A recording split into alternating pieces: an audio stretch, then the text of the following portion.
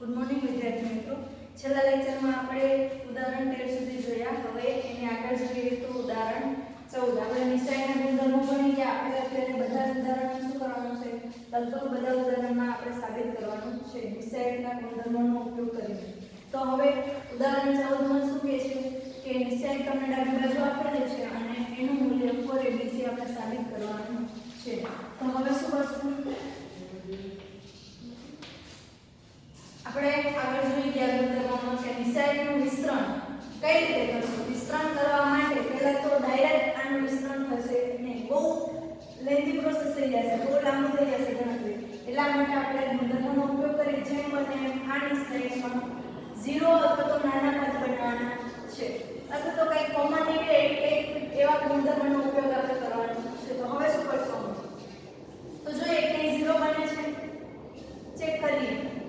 તો પહેલી હાલમાં ધારો કે b + c આપેલું છે, મારે ત્યાં 0 બનાવવો હોય તો શું કરવું પડે? તો કે બીજી હાલને બાદ કરવી પડે અને ત્રીજી હાલને પણ બાદ કરવી પડે. તો શું થશે? b + c - b - c એટલે શું થઈ જશે? અહીંયા 0. તો આપણે એ પ્રોસેસ કરીએ કે શું કરીએ છીએ? r1 માં શું કરીએ છીએ? r1 માંથી હું r2 અને r3 બાદ કરું છું. કયા ગુણધર્મોનો ઉપયોગ થયો? ગુણધર્મ નંબર 6. એક હાલને કોઈ સંખ્યા વડે ગુણી બીજી હાલમાં તમે ઉમેરી અથવા બાદ કરી શકો. માઈનસ ઉમેરી શકો એ આપણો ગુણધર્મ છે. માઈનસ ખરેખર એટલે શું થાય કે -1 વડે હું ગુણી r2 ને અને r1 માં ઉમેરું છું. એ જ સાથે r3 ને હું -1 વડે ગુણી r1 માં ઉમેરું છું. હવે એની સાથે તમે બે હાલ અથવા તો એક હાલને ઉમેરી અથવા તો બાદ કરી શકો. એટલે r1 માં હવે ફેરફાર શું થશે? લેફ્ટ હેન્ડ સાઈડ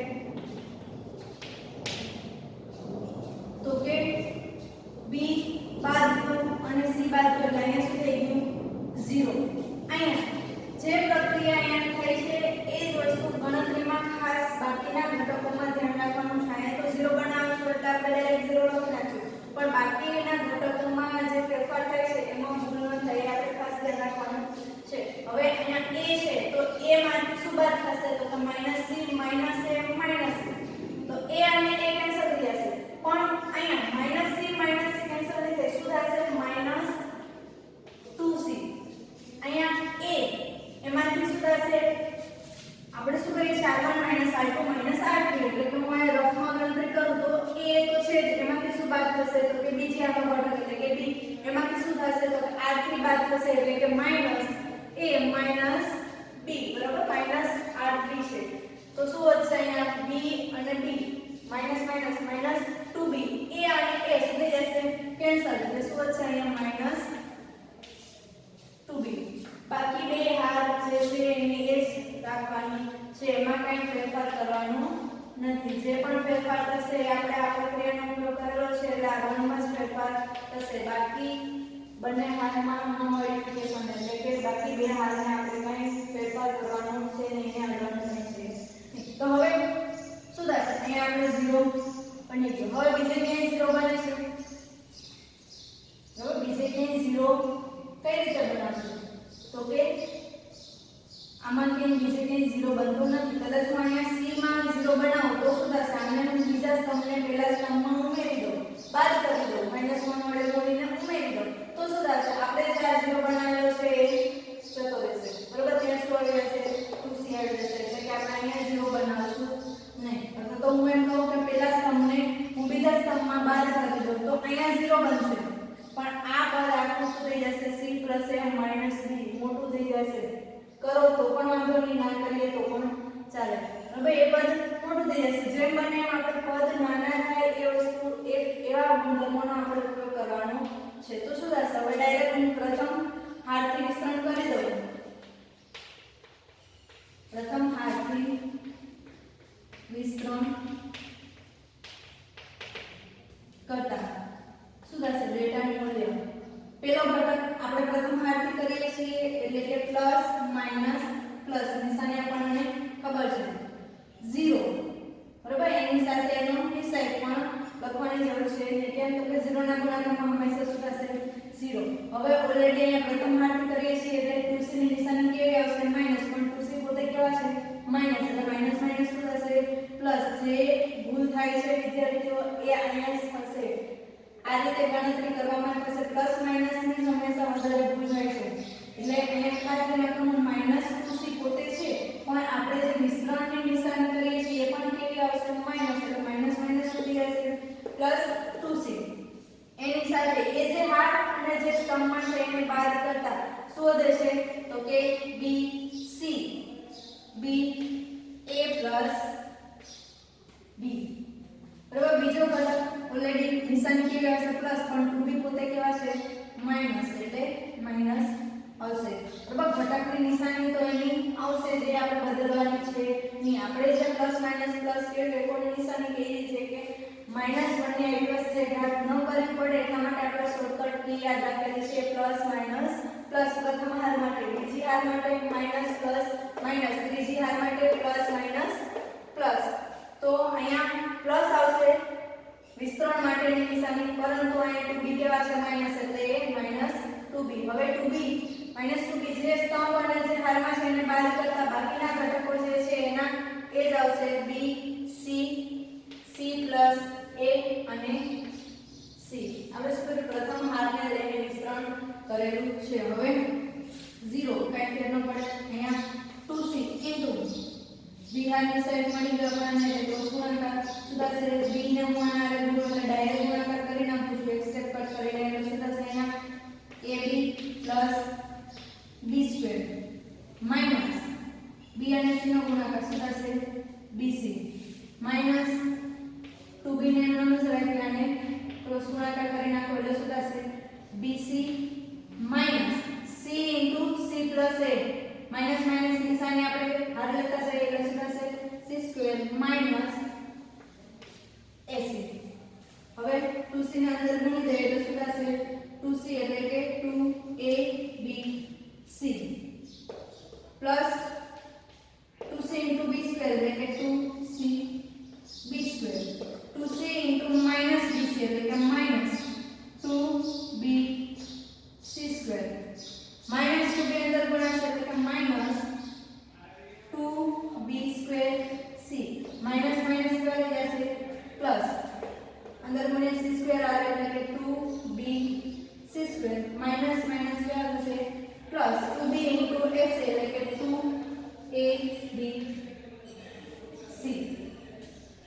ચેક કરીએ 2abc અને 2abc શું થશે 4abc 2cb² કેવા છે પ્લસ b² ઓર્ડર કે પદ છે તો કે હા -2b²c -2bc² પ્લસ 2bc² એ પણ શું થશે કેન્સલ શું હશે એટલે 4abc જે આપણે સાબિત કરવાનું હતું એ રાઈટ હેન્ડ સાઈડ તો આપણે શું કરેલું છે આમાં તો કે r1 માં અહીંયા જે b + c છે એને મારે 0 બનાવવો છે એટલે શું કર્યું મેં બીજી હારને બાદ કરી દીધી અને ત્રીજી હારને પણ પહેલી હારમાંથી બાદ કરી દીધી એટલે અહીંયા શું થશે 0 બાકીના ઘટકો લખવામાં ગણતરી કરવામાં ખાસ ધ્યાન રાખવાનું છે પહેલી હારમાં બરાબર બાકી બીજી અને ત્રીજી હારમાં કઈ ફેરફાર થશે નહીં કેમ તો કે એમાં આપણે કોઈ પ્રક્રિયા કરતા નથી તો આ વસ્તુ આપણે શું સાબિત થઈ ગયું તો કે 4abc બરાબર તમને લખેલું નથી કે ગુણધર્મનો ઉપયોગ કરો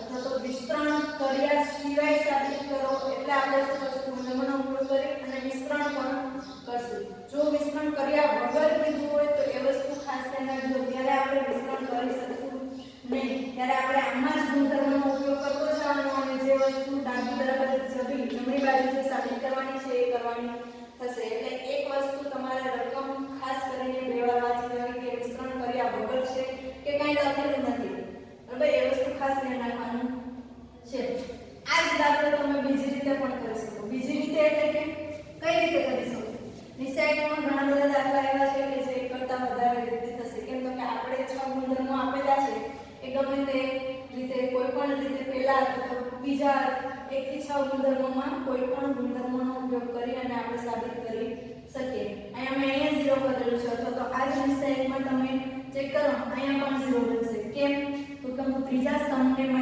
વડે ગુણી બીજા સ્તંભમાં ઉમેરી દઉં તો અહીંયા શું થશે a - 0 અહીંયા પણ 0 બની શકે શું થશે અથવા તો હું બીજા સ્તંભને આમાં બાદ કરું તો અહીંયા પણ 0 બનશે અથવા તો હું ત્રીજા સ્તંભને આમાંથી બાદ કરું તો અહીંયા પણ 0 બનશે એટલે એ વસ્તુ ખાસ ધ્યાન રાખજો જ્યાં 0 બને ત્યાં આપણે 0 બનાવશું હોમવર્કમાં છે આ દાખલો તમે એ રીતે ટ્રાય કરજો જેમ બને 0 બનાવો અને પછી પદ જે મોટા થાય છે એને નાના બનાવો એટલે કે અહીંયા આપણે શું કરશું તો કે હું તમારે શું કરવાનું છે અહીંયા અને અહીંયા બે જગ્યાએ 0 બનાવવાનો છે એટલે કે ત્રીજા સ્તંભનો ઉપયોગ કરી હું શું કરું ત્રીજા સ્તંભને પહેલા સ્તંભમાં બાદ કરું એટલે અહીંયા 0 બની જશે ત્રીજા સ્તંભને પહેલા સ્તંભમાંથી બાદ કરું એટલે અહીંયા પણ b છે અહીંયા પણ b છે બરાબર એટલે અહીંયા 0 બનશે અહીંયા તમે 0 બનાવો એટલે એક પાછો સ્તંભને અહીંયા ઉપયોગ ન કરતા આપણે જોઈ ગયા કે એકી સાથે જ્યારે એક સ્તંભનો ઉપયોગ કરેલો હોય એક સ્તંભમાં ફેરફાર થયો હોય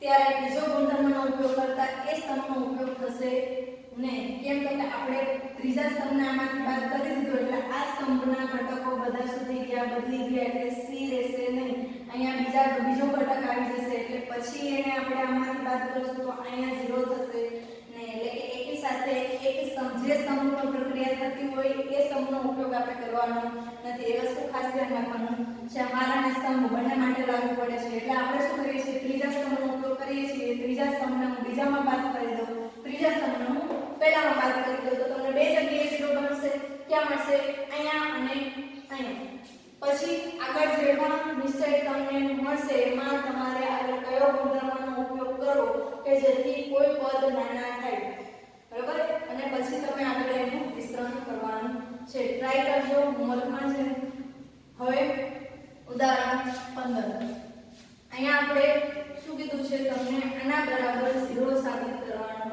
છે કંઈ લખેલું નથી કે વિસ્તરણ કર્યા વગર એટલે આપણે વિસ્તરણનો ઉપયોગ કરી શકશું આના બરાબર 0 આપેલું છે અને સાબિત શું કરવાનું છે રકમમાં 1 x y z 0 સાબિત કરવાનું છે ડાબા બરાબર જવાની પણ આ વસ્તુ આપણે સાબિત કરવાની છે એક બીજી પણ નોંધ એમાં તમને આપેલી છે કે અહીંયા x y અને z કેવા છે ભિન્ન છે શું રકમ આપેલી છે x y z જો ભિન્ન હોય અને આ નિશ્ચય બરાબર 0 હોય તો 1 x y z 0 સાબિત કરો એટલે અહીંયા આપણે જે સાબિત કરવાનું છે આ સાબિત કરવાનું છે આ સાબિત કરવાનું નથી આ તો તમને આપેલું છે કે ભાઈ આ આપેલું છે તો આ સાબિત કરો બરાબર આ આપેલું છે અને આ નિશ્ચય બરાબર 0 આનું મૂલ્ય આપેલું છે તો આ સાબિત કરવાનું છે અને જે બીજી વસ્તુ શું આપેલી છે તો કે x y z છે ભિન્ન છે એટલે એનો અર્થ શું થાય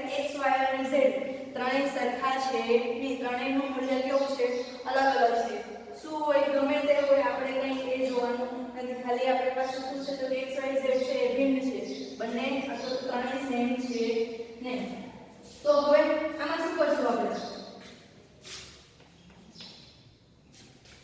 ચેક કરીએ કયા ગુણધર્મનો ઉપયોગ થશે આમાંથી ક્યાંય 0 બને છે અથવા તો 0 બનતા પહેલા કોઈ એવા ગુણધર્મનો ઉપયોગ કરીએ કે જેથી કંઈક કોમન નીકળે બરોબર આપણે જોઈ લઈએ પહેલા તો નિશ્ચયમાં જોઈ લેવાનું કે કોઈ સ્તંભમાં અથવા તો હારમાં એક કરતા વધારે પદોનો સરવાળો છે કે નહીં જો આપેલો છે અહીંયા 1 + z ³ 1 + y ³ 1 + x³ એટલે કે ત્રીજો જે સ્તંભ છે એ બે પદોના સરવાળા તરીકે આપેલો છે તો ગુણધર્મ 5 નો ઉપયોગ કરી અને આ નિશ્ચયને આપણે બે નિશ્ચયના સરવાળા તરીકે દર્શાવી શકીએ શું કામ તો કે અહીંયા જે ત્રીજો સ્તંભ છે એ બે પદોના સરવાળા તરીકે આપેલો છે ગુણધર્મ નંબર 5 તો શું થશે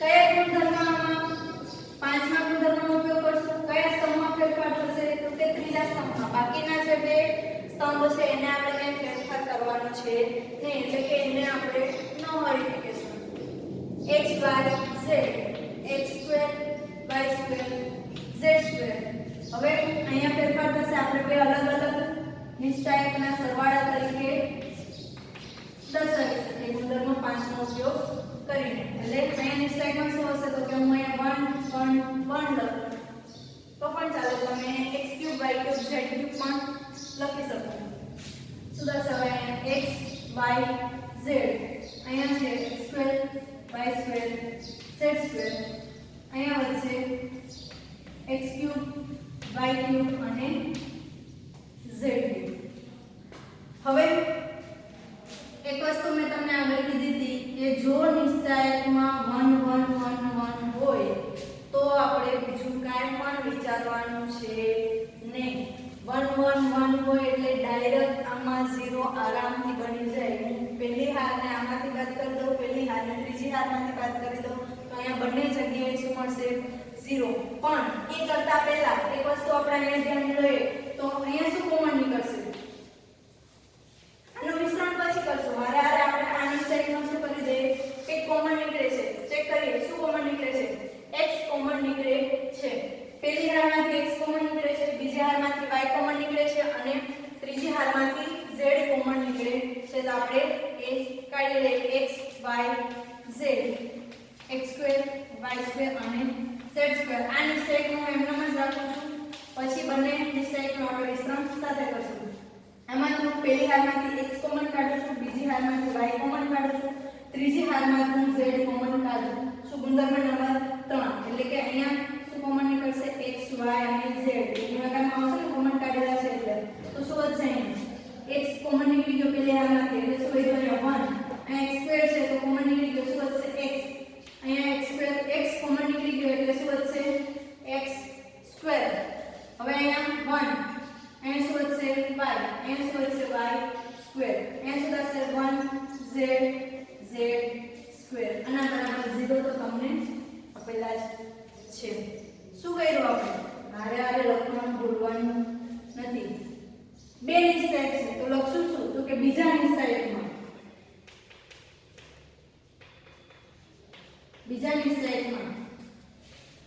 r1 r2 અને r3 માંથી ખાસ ધ્યાન જો અનુક્રમે લખું છું એકી હારે લખો એ રીતે લખો કે r1 માંથી x r2 માંથી y અને r3 માંથી z ને સામાન્ય લેતા એવું લખો તો પણ ચાલે. હું અહીં એકી હારે લખું છું r1 r2 અને r3 માંથી તો આપણે શું લખવું પડશે? અનુક્રમે લખવું પડશે. અનુક્રમે હું શું કોમન કાઢું છું? x y અને z ને સામાન્ય લેતા. હવે જે પણ પ્રક્રિયા કરો આપણે શું કર્યું? ત્રીજા ગુણધર્મનો ઉપયોગ જ કર્યો તો એ તમારે અહીંયા લખવાનું છે. અહીંયા લખો તો અહીંયા શરૂઆતમાં લખો તો પણ ચાલે. બે નિશ્ચયક હોય તો તમારે કેવું પડશે કે ભાઈ આ પ્રથમ નિશ્ચયક અને આ બીજા નિશ્ચયકમાં મેં પ્રક્રિયા કરેલી છે. ચેક કરો. હવે હું આનું વિસ્તરણ કરું. અહીંયા આ નિશ્ચયકનું હું અહીંયા પ્રક્રિયા કરું એટલે કે અહીંયા 0 બનાવું. ડાયરેક્ટ વિસ્તરણ નહીં. અહીંયા 0 બને છે તો હું 0 બનાવું. આ નિશ્ચયકને અહીંયા હું 0 બનાવું. એના કરતા ચેક કરો બંને નિશ્ચયકમાં ઘટકો બધા કેવા છે? સરખા છે. ખાલી હાર અને સ્તંભો અલગ અલગ છે. એટલે કે પહેલી હારમાં શું છે? x x2 અને 1. તો અહીંયા પણ પહેલી હારમાં x x2 અને 1 છે. પણ કેવા છે? ક્રમ આડાવડો છે. એટલે કે અહીંયા પહેલા સ્તંભમાં શું છે? x y અને z. તો આમાં પણ એક સ્તંભ એવો છે કે જેમાં શું છે? x y અને z છે. અહીંયા પહેલો સ્તંભ છે જેના અહીંયા શું છે? બીજો સ્તંભ છે. અહીંયા એક સ્તંભ એવો છે કે જેમાં 1 1 1 છે. તો અહીંયા પણ સ્તંભ છે જ. 1 1 1 વાળો સ્તંભ છે જ. પણ કેવો છે? એનો ક્રમ આડાવડો છે. x2 y2 z2 છે. તો અહીંયા પણ x2 y2 અને z2 છે. તો એક વસ્તુ હું એમ કરું કે આ જે નિશ્ચયક છે એને એમ જ રાખવું. આ નિશ્ચયકમાં એવી પ્રક્રિયા કરી સ્તંભની અદલાબદલી કરી શકો કે નહીં? ગુણધર્મ નંબર 2 કોઈ પણ બે હાર અથવા તો બે સ્તંભની તમે અદલાબદલી કરી શકો. તો હું શું કરું? અથવા તો આ નિશ્ચયકને એમ જ રાખી અને આ નિશ્ચયકમાં આપણે સ્તંભની અદલાબદલી કરી દઈએ. અહીંયા શું છે? 1 1 1 ક્યાં છે? પહેલા સ્તંભમાં. તો હું શું કરું? 1 1 1 ને હું ક્યાં લઈ જાઉં? પહેલા સ્તંભમાં લઈ જાઉં. એટલે કે શું થશે? અહીંયા આપણે કોઈ પણ બે સ્તંભની અદલાબદલી કરીએ છીએ ત્યારે શું થાય છે? નિશ્ચયકના મૂલ્યમાં ચિહ્નનો ફેરફાર થાય છે. ગુણધર્મ નંબર 2 એટલે કે અહીંયા પ્લસ છે આ નિશ્ચયક તો કેવો થઈ જશે? માઈનસ. શું કરું છું? પહેલા અને ત્રીજા સ્તંભની અદલાબદલી કરું છું. એટલે કે 1 1 1. અહીંયા બીજો સ્તંભમાં કંઈ ફેરફાર થશે નહીં. બરાબર? x y અને z બધા આ x y અને z તો રહેશે. આ સ્તંભમાં પણ આપણે કંઈ ફેરફાર કરતા નથી. 1 1 1 x y z x2 y2 અને z2 આના બરાબર 0 તો આપેલું છે. ખાસ 0 ભૂલાય નહીં, ખાસ ધ્યાન રાખજો. આપણે આરે જવાનું છે કેમ તો કે એ વસ્તુ તમને આપેલી છે. જોઈએ આપણે આને કાઢી નાખીએ.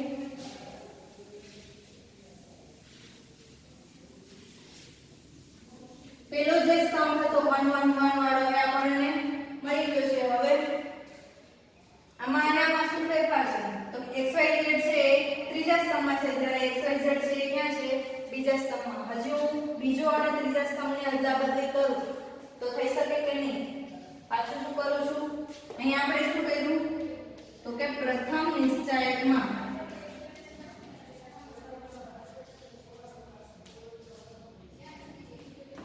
કોનો ફેરફાર કર્યો આપણે તો કે C1 નો અને C3 લેતા. હવે પ્રથમ નિશ્ચાયકમાં આપણે શું કર્યું C1 અને C3 ની અદલાબદલી કરેલી છે.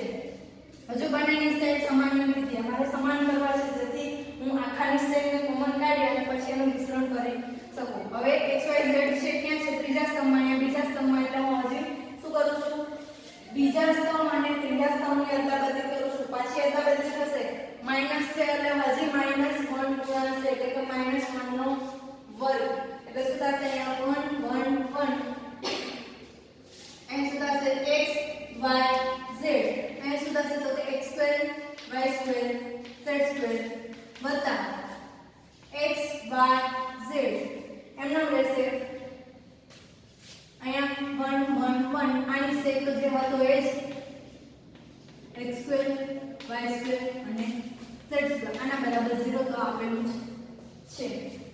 હવે શું કર્યું આમાં તો કે પ્રથમ નિશ્ચાયકમાં શું લીધું તો કે C2 અને C3 ની અદલાબદલી કરેલી છે. હવે પ્રથમ નિશ્ચાયકમાં આપણે પાછું શું કર્યું C2 અને C3 નો ફેરફાર કર્યો એટલે માઈનસ માઈનસ શું થઈ ગયા પ્લસ. બરાબર, આ સ્ટેપ આપણે એક વધારે લીધું. તમે આ સ્ટેપ પછી ડાયરેક્ટ શું લખી શકો તો કે હું પહેલા અને ત્રીજા સ્તંભની અદલાબદલી કરું અને એના પછી બીજા અને ત્રીજા સ્તંભની અદલાબદલી કરું અને ડાયરેક્ટ આ નિશ્ચાયક લખી શકો. પણ તમારે અહીંયા લખવું પડે માઈનસ માઈનસ ક્યાં થઈ જશે પ્લસ. શું લખું છું આપણે તો કે પ્રથમ નિશ્ચાયક બુકમાં આપેલું છે પ્રથમ નિશ્ચાયકમાં આ C1 અને C3 નો અદલાબદલી કર્યા પછી શું થશે તો કે C2 અને C3 ની અદલાબદલી કરતા એક પ્રક્રિયા તમારે આખી એક જ સ્ટેપમાં લખવી પડશે. કરી શકો તમે એકી સાથે બે સ્તંભની અદલાબદલી કરી શકો. પહેલા જે પણ સ્તંભની અદલાબદલી કરવાની છે એ લખો અને પછી બાકીના જે સ્તંભની અદલાબદલી કરવાની છે એ લખો. બરાબર, પણ ભૂલ થવી જોઈએ નહીં. એ વસ્તુ ખાસ ધ્યાન રાખજો. રફમાં તમારે પહેલા તો અદલાબદલી કરી અને જોડવાનું કે એ સ્તંભ ક્યાં આવે છે. તો હવે શું થશે નિશ્ચાયક હંમેશા શું આવશે કોઈ ચોક્કસ મૂલ્ય આવશે. આ નિશ્ચાયકનું પણ ચોક્કસ મૂલ્ય હશે, આ નિશ્ચાયકનું પણ ચોક્કસ મૂલ્ય હશે. હવે શું થશે 1 1 1 બંને નિશ્ચાયક કેવા છે સમાન, તો મૂલ્ય તો કેવું આવવાનું છે સમાન જ આવવાનું છે. એટલે કે હું આખા પદમાંથી આખા નિશ્ચાયકને કોમન કાઢી શકું કે નહીં? કાઢી શકીએ ને, કેમ તો કે એક મૂલ્ય જ છે. બરાબર, એમાં કંઈ ફેરફાર થશે નહીં. અને પાછા કેવા છે બંને નિશ્ચાયક કેવા છે સમાન છે એટલે કે હું આખો નિશ્ચય કોમન કાઢી શકું. શું વધશે અંદર અહીંયા ખાલી એક જ નિશ્ચય છે આખો નીકળી કોમન એટલે 1 વત્તા અહીંયા આખો નિશ્ચય ગુણાકારમાં છે કોના x y z માં નીકળી ગયો એટલે શું વધશે અંદર x y અને z = 0. બરાબર, હવે ડાયરેક્ટ આ બિંદુ આ = 0. હવે મારે આ નિશ્ચયકનું મિશ્રણ કરવું છે પણ એની પહેલા અહીંયા જેમ બને એમ આપણે 0 બનાવવાના છે. 0 બનાવીએ શું થશે 0 હું પહેલી હારને બીજા હારમાં બાદ કરી દઉં, પહેલી હારને ત્રીજી હારમાં બાદ કરી દઉં એટલે શું થશે અહીંયા પહેલી હાર કરીને એમ જ રહેશે, એમાં આપણે ફેરફાર કરતા નથી. હું પહેલી હારને કેમાંથી બાદ કરું છું બીજી હારમાં એટલે અહીંયા શું થશે 0. અહીંયાથી બાદ થશે એટલે કે y - x. ખાસ ક્રમમાં ધ્યાન રાખજો x - y ની આપણે બીજી હારમાંથી પહેલી હાર બાદ કરીએ છીએ. અહીંયા y² - x². અહીંયા શું થશે 0. z માઈનસ પહેલી હાર બાદ કરીએ છીએ એટલે કે z - x. અહીંયા z² - x². અહીંયા તો 1 + x y z = 0 તો રહેશે. અહીંયા શું કર્યું આપણે કરી r2 માં શું કર્યું તો કે r2 r1 અને r3 માં શું કર્યું તો કે r3 r1 લીધેલું છે. હવે 0 બની ગયા, કઈ કોમન નીકળે છે તો કે હા શું નીકળે છે તો કે પ્રથમ હારમાંથી y x અને બીજી હારમાંથી શું કોમન નીકળે છે z x કોમન નીકળે છે. ચેક કરો કોમન નીકળે છે કે નહીં. આપણે એને કોમન કાઢીએ, સામાન્ય કાઢીએ. અહીંયા y x છે, અહીંયા y2 x2 છે તો કોમન કાઢી શકીએ કે નહીં. કેમ તો y2 x2 શું થશે y x y x એટલે y x આખું શું નીકળી જશે કોમન નીકળી જશે. એટલે શું થશે અહીંયા નિશાયકમાં તો કે હું y x અને r3 માંથી શું કોમન કાઢું છું z x ને સામાન્ય લઉં છું. એટલે શું છે અહીંયા 1 પહેલી હારમાંથી કંઈ કોમન નીકળતું નથી એટલે એને એમનેમ જ રાખીએ છીએ. બીજી હારમાંથી અહીંયા 0 છે એટલે કોમન કાઢી શકો છો. અહીંયા 1 હોત તો કોમન કાઢી શકાત નહીં. અહીંયા શું વધી ગયું 1, અહીંયા શું થયું y x, અહીંયા 0 1, અહીંયા શું થશે z x. હવે અહીંયા 1 x y z તો છે તો ભેગું થશે. શું કર્યું આમાંથી આપણે તો કે નિશાયકમાં r2 માંથી r2 અને r3 માંથી હું એકી વાર લખી નાખું છું અનુક્રમે શું કોમન કાઢ્યું તો કે y x અને z x ને સામાન્ય લેતા. હવે વિસ્તરણ કરી દઈએ. કોના વિસ્તરણ કરશું? ક્યાં 0 વધારે છે? પહેલા સ્તંભમાં તો કે પ્રથમ સ્તંભથી વિસ્તરણ કરતા. બાકીના જે ગુણાકારમાં પદ છે તો એમાં મજા આવશે y x z x into અને હું વિસ્તરણ કરી દઉં છું તો કે 1 ઇન્ટુ પ્રથમ સ્તંભથી વિસ્તરણ કરું છું એટલે શું નિશાની આવશે પ્લસ માઈનસ પ્લસ 1 કયા સ્થાનમાં છે તો પહેલી હાર પહેલો સ્તંભ એને બાદ કરતા શું વધશે અહીંયા તો કે 1 1 y x z x direct cross ગુણાકાર કરી નાખું છું તો એટલે 1 z x એટલે કે z x minus 1 y x એટલે કે માઈનસ y માઈનસ x. અહીંયા ગુણાકારમાં 1 x y અને z 0 જે છે એનું h. અહીંયા શું થશે હવે y x z x અને અહીંયા x x કેન્સલ એટલે z y 1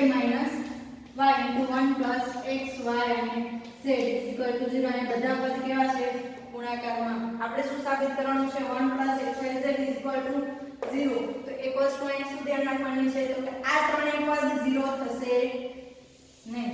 શું કામ તો કે એક વસ્તુ તમને રકમમાં પહેલેથી આપેલી છે કે x y અને z ત્રણેય કેવા છે ભિન્ન, ત્રણેય સરખા છે નહીં. જો સરખા હોય તો y x શું થઈ જાય 0. એટલે અહીંયા x y z ભિન્ન છે તો આ પદ છે એ 0 થશે નહીં. માટે શું થશે 1 x y z 0. શું કામ તો કે તમારે અહીં કારણ લખવું પડશે કે ભાઈ અહીંયા x y અને z ભિન્ન હોવાથી કયું પદ છે તો કે y x not equal to 0 અને z x not equal to 0 અને z y not equal to 0. માટે અહીંયા આ જે ત્રણે પદ છે 0 થશે નહીં. તો શું સાબિત થઈ ગયું 1 x y z આપણને શું મળશે 0. તો આ દાખલો થઈ ગયો. હવે આપણે હોમવર્કમાં તમારે શું કરવાનું છે હોમવર્કમાં સ્વાધ્યાય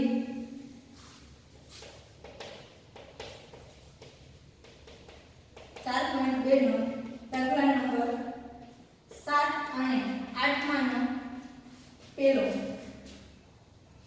ગુણધર્મનો ઉપયોગ કરીને સાબિત કરવાનું છે. બંને એકદમ સહેલા છે. થોડુંક વિચારજો. 7મો અને 8માનો પેલો બેઝ દાખલા આપણે હોમવર્કમાં કરવાના છે.